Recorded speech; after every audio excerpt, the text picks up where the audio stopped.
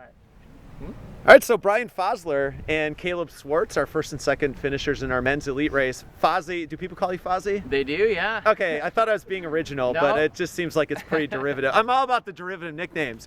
You've been in a rut, a lot of third place finishes. You got the win today. Talk about that. Can you talk about that last sprint and how that went down against Caleb there? Yeah, so Caleb and I have been like kind of battling the whole race.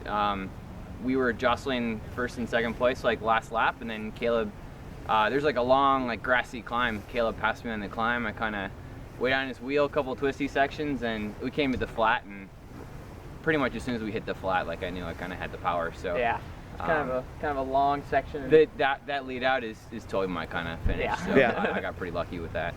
Well, cool. So Caleb, did you going in, you've probably heard about Fozzie and Yeah. his sprinting ability. Yeah. Did you think you had to make a move, or did you try to get a gap that you could sustain? I knew I had to make a move, and I knew I wouldn't be able to outsprint him, and the whole race I was kind of sitting in, just trying to figure out where I had an advantage, basically all 9 laps, and figure out what I could do and where I would do it and when I would do it, and I never really could find that spot, so I just kind of tried to put a tack in right before the Lions Hill, and didn't quite get it, but then luckily there was two more little kind of climbs, and the last one I punched it and came around him and got a gap. We opened it up on Kyle, who got third, but just couldn't quite hold it. Needed another bike length or two there. You took me by surprise on that like last little climb.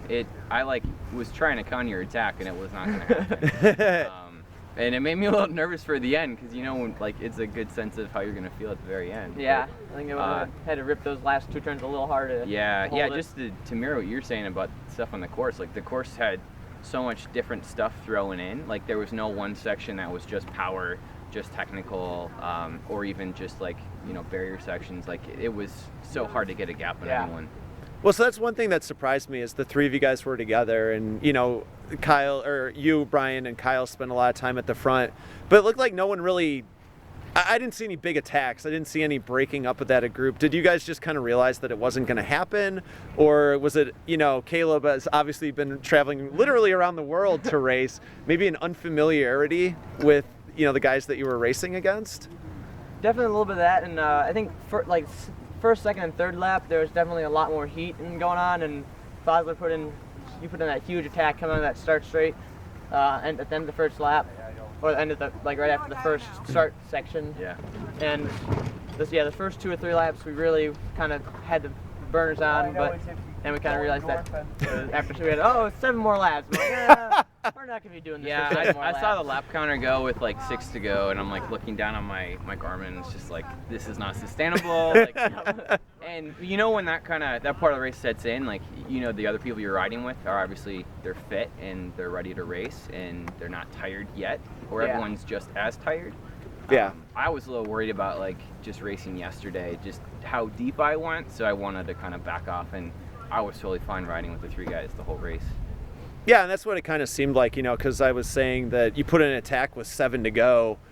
You've got to hold on to a lead for 7 to go, whereas if you ultimately it came down to a sprint, you just have to hold that finish at the end. So, at Badger Prairie, you were also in a sprint finish with Kyle Rust. Did you listen to the announcer a little less today and decide to just stake out on your own? I did not even hear the announcer today.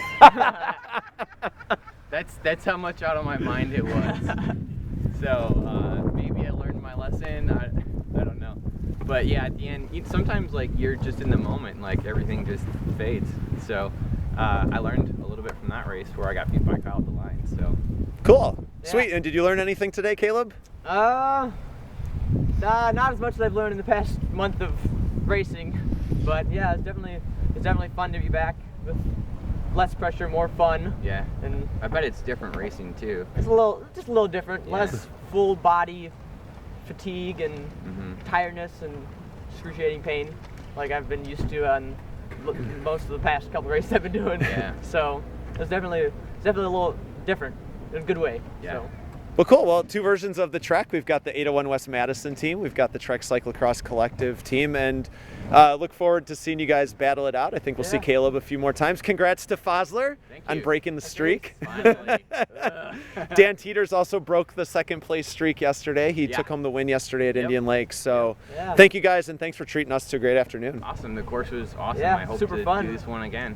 Cool. Thanks, guys. Appreciate it. Thank you.